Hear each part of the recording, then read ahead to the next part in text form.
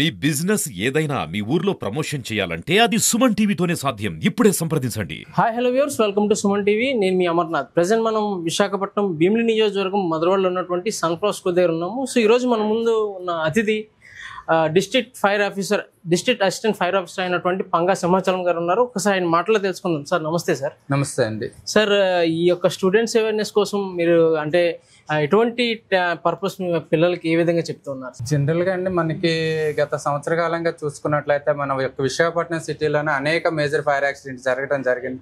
Indus hospital అయితేనేమి, Medicover hospital అయితేనేమి, fishing harbour అయితేనేమి, రైల్వే ఫైర్ యాక్సిడెంట్, అలాగే చాలా అపార్ట్మెంట్ల ఫైర్ యాక్సిడెంట్లు జరిగి చాలా మంది చనిపోవడం జరుగుతుంది. కొన్ని వందల మందిని అయితే మా సిబ్బంది రక్షించడం జరిగిందండి. దీని అంతటికి కారణం ఏంటంటే చిన్న నెగ్లిజెన్సీ, తర్వాత ఈ ఫైర్స్ జరగడానికి గల కారణాలపైన అవేర్నెస్ లేకపోవడం వల్ల జరుగుతుంది. ఫైర్ అయిన వెంటనే కానీ స్పందించినట్లయితే, కొంచెం అవేర్నెస్ ఉండి స్పందించినట్లయితే చిన్న ఫైర్ యాక్సిడెంట్ని అక్కడికే పుట్టప్ చేయొచ్చు. సో ఆ నాలెడ్జ్ కల్పించడం కోసం ప్రతి ఒక్క స్కూల్కి, government school, private school, hospitals, వివిధ ఇండస్ట్రీస్కి వెళ్ళి ప్రతి ఒక్కరికి కూడా అవేర్నెస్ కల్పించడం అయితే జరుగుతుంది.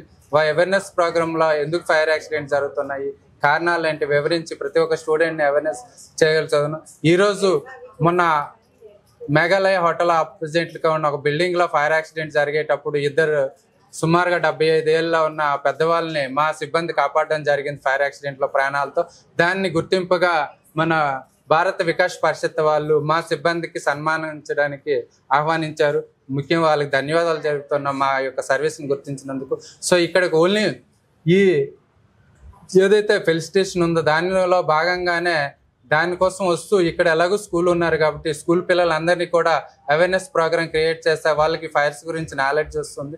రేపు పొద్దున్న ఫైర్లు జరగకుండా వాళ్ళు జాగ్రత్తలు తీసుకుంటారు. ఒకవేళ ఏ చిన్న ప్రమాదం జరిగిన ఇమ్మీడియట్గా వాళ్ళు రెస్పాండ్ అయ్యి వాటిని పుట్ ఆఫ్ చేసి ప్రాణాలను, ఆస్తులను కాపాడతారనే ఉద్దేశంతో ఇక్కడ ఫైర్ అవేర్నెస్ ప్రోగ్రామ్ కండక్ట్ చేయడం జరిగింది. దానికి గాను ఈ స్కూల్ యాజమాన్యానికి, అలాగే ఈ భారత వికాస్ పరిషత్ రాణి రుద్రందేవి ఏపీ శాఖ వారికి మా డిపార్ట్మెంట్ తరఫున ధన్యవాదాలు తెలుపుతున్నాను. ఫైర్ డిపార్ట్మెంట్ అనేది వాళ్ళ ప్రాణాలను పణంగా పెట్టి పబ్లిక్ని రక్షించేటటువంటి సంస్థ ఏదైతే ఉందో అందరికీ ఆ యొక్క సంస్థకు రుణపడి ఉంటారు. ఇందులో భాగంగా ఏ ఒక్క ఫైర్ యాక్సిడెంట్ ఇంట్లో జరిగినా బయట జరిగినా సరే, ఫస్ట్ ఆఫ్ ఆల్ ఎక్కడున్న ఎవరైతే చుట్టుపక్కల సొసైటీ ఉన్నారో వాళ్ళు ఫస్ట్ ఆఫ్ ఆల్ ప్యానిక్ అవుతారు. సో ఈ ప్యానిక్ విషయంలో ఎటువంటి జాగ్రత్తలు తీసుకోవాలి సార్? ఫస్ట్ ఆఫ్ ఆల్ వాళ్ళు చేయాల్సిన ప్రథమ కర్తవ్యం ఏంటి? ఫైర్ అనే పదంలోనే అబ్రివేషన్ ఉందండి. Find, inform, restrain, extinguish. అంటే ఫైర్ చూసిన వెంటనే 101 కాల్ చేసి ఇమ్మీడియట్గా ఇన్ఫార్మ్ చేయాలి, చుట్టుపక్కల వాళ్ళకి ఇన్ఫార్మ్ చేయాలి. ఇన్ఫార్మ్ చేసిన తర్వాత ఆ ఫైర్ పెద్దది అవ్వకుండా రిస్ట్రిక్ట్ చేయగలగాలి.